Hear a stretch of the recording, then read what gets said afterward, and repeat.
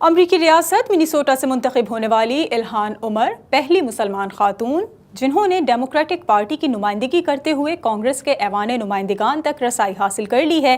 ان کا کہنا ہے کہ مسلمانوں کو امریکہ میں سیاست میں حصہ لینا چاہیے۔ نیو یارک سے عاطف خان کی رپورٹ دیکھیے۔ نیو یارک کے علاقے کوئنز کے مقامی ریسٹورنٹ میں امریکہ کی پہلی کانگریس وومن الہان عمر کے اعزاز میں ڈنر کا اہتمام کیا گیا، جس میں مسلم کمیونٹی نے کثیر تعداد میں شرکت کی۔ تقریب میں اے پی پیک کے رہنما ڈاکٹر اعجاز احمد سمیت پاکستانی امریکن اور مسلم کمیونٹی کی مختلف شعبۂ زندگی سے تعلق رکھنے والی شخصیات شریک ہوئیں۔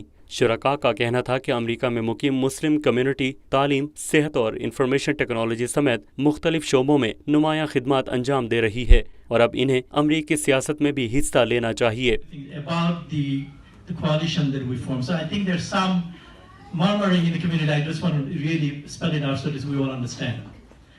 الہان عمر ہم سب کے لیے ایک عمدہ مثال ہیں۔ الہان عمر نے خطاب کرتے ہوئے کہا کہ بطور تارکین وطن اور سب سے کم عمر پہلی مسلم کانگریس وومن ہیں۔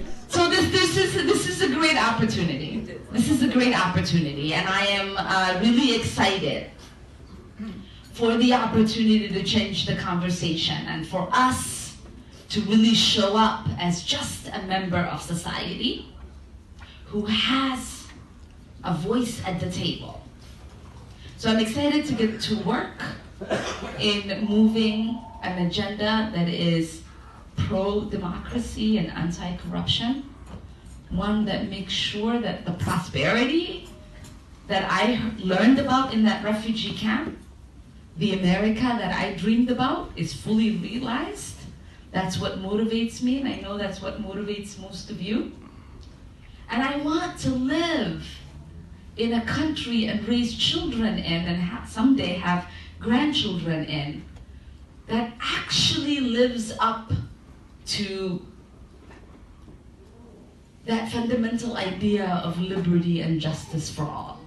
الہان عمر کا کہنا تھا کہ وہ مسلم کمیونٹی کے لیے بہت کچھ کرنا چاہتی ہیں۔ کمیونٹی کو چاہیے کہ وہ متحد ہو کر سیاست میں حصہ لیں، اس سے ان کے مسائل کا تدارک ہوگا اور یقیناً کامیابی بھی ملے گی۔